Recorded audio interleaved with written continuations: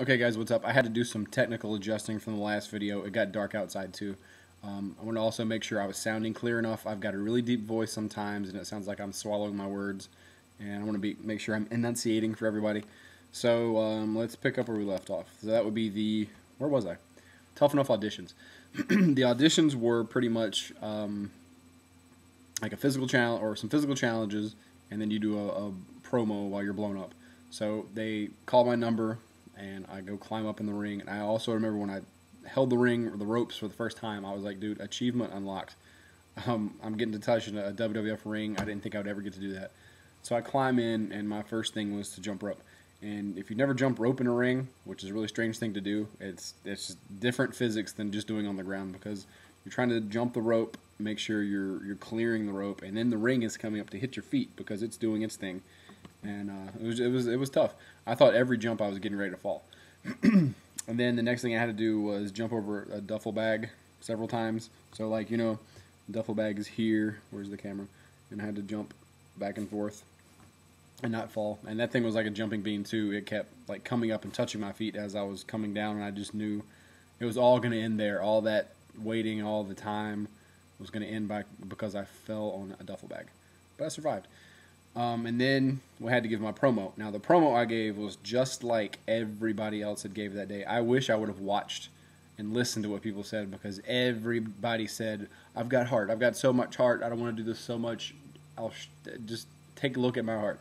There was so much heart in that building that day. I can't believe it wasn't bleeding. The one thing I've learned from going through wrestling is don't tell people how much heart you've got. You've got to show them. So anybody out there who wants to like train for wrestling, don't be telling your coaches. Pardon the grammar. Don't tell any of your coaches or your trainers you have heart. Just shut up and show them. Honestly, that's a cool tip to hopefully you take and get you a lot farther than if you talk about it and you don't be about it.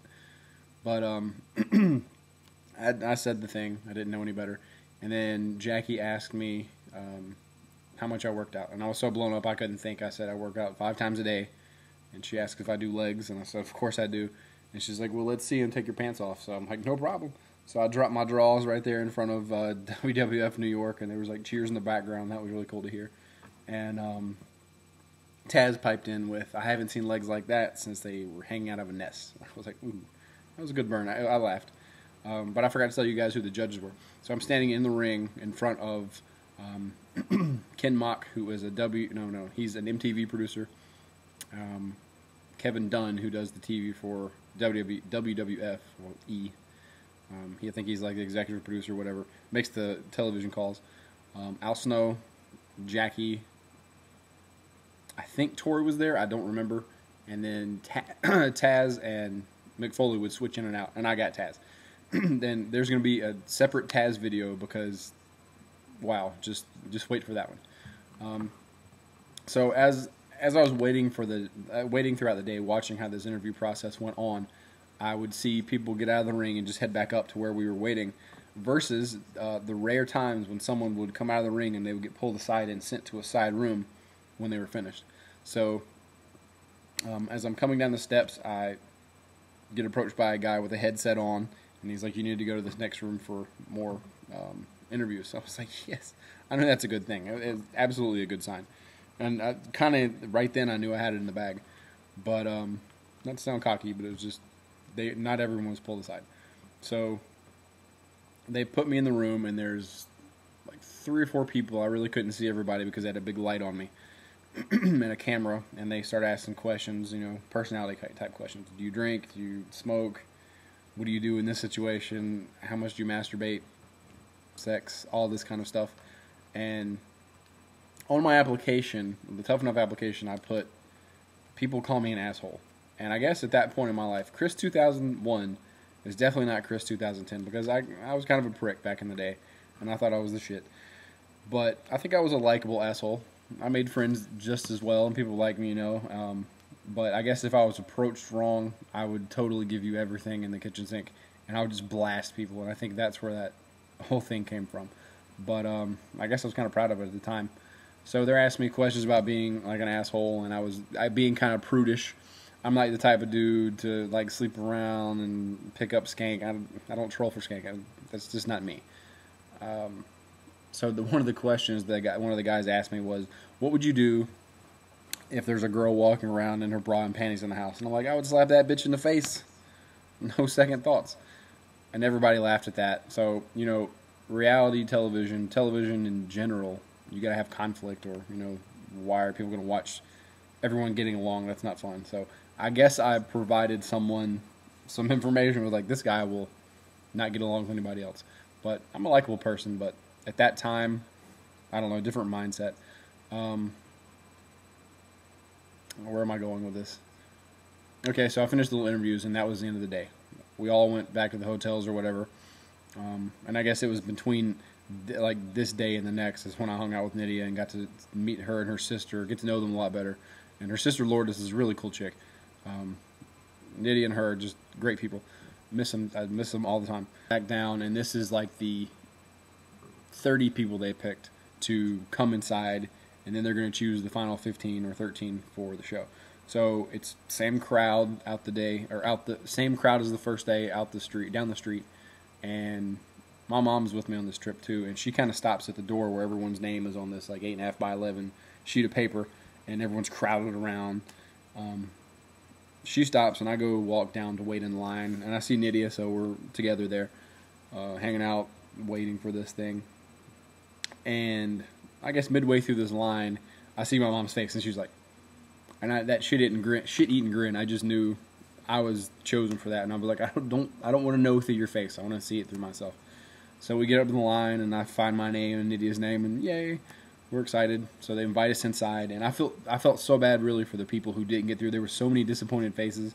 I understand not everybody's for it, but I guess when you have a dream and you get that close to this kind of thing, there's really nothing you can do except make a boo-boo face, and I felt bad for a lot of people. But I'm in, I don't care. So I got in, and they really treat you well. The MTV guys really treat you well. I mean, congratulatory and all that stuff. This is the casting department, though. So the next thing we're having to do, we're all sitting, these 30 people or whatever the number was, we're all sitting around, and John Gabruick, the guy who was pretty much our house dad on the show, says, the next thing is going to be interviews and like a physical test, kind of like, take your blood, and we get an AIDS test too, things like that. Make sure we're cut out to do this, in our, make sure our bodies are cut out to do this kind of thing. So I remember he said the one word of advice I'll give you moving on is be yourself. And honestly, that made so much difference in life. You really have to be yourself. Anybody out there is still acting fake and you keep carrying on like a facade, just be you. People will like you a lot more. So I acted like me and went as far as I did. So went up into this little hotel, like 15th floor, and there's a guy with like there's like 2 doors or 2 rooms rented out with medicine bags and all kind of stuff, and this dude is like just jabbing needles into people and getting them out and peeing in this cup, and he wasn't mean or anything, but they were just snapping through it. And I'm like, dude, is this like illegal, or we're gonna make a deal here? I didn't know we were slanging. So I had the AIDS test, which was scary. I'm like, does this mean I have AIDS or what? I don't know. It just shocked me. I've never been in a situation where I need to see if I've got the germ, get that hepatitis X. But whatever. Did all that stuff, came back downstairs, and I don't really remember any of the interviews we did then, but it was all just personality related. What would you do in this situation? Things like that. Then I guess at the end of the day, we're down to like everybody lined up, and they're going to pick the 15 people who were going to be on the show. They had 2 alternatives in case somebody couldn't get in. So we're standing all in a line, and they bring out Stephanie McMahon. She gives us the speech of, this is going to be the most hard thing you're ever going to do, but it's extremely rewarding. She was talking about the wrestling business, how hard it is.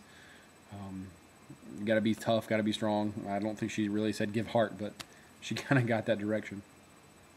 So we're all lined up, and they start calling names. And they get down to like maybe 5 or 6 left, and I'm counting. There's only 5 people left. There's only 4 people left, and I'm getting kind of scared. But my name is so fixated on when they say Chris, just get up on stage. I wish I could have teleported. I could have gone that fast. So they say Chris Nowinski, and I'm like, and I started taking a step out. You can see me on the video when they call his name. I like do some kind of thing. I was so excited, and then I'm embarrassed, and I slink back, and I'm like, oh, that didn't happen.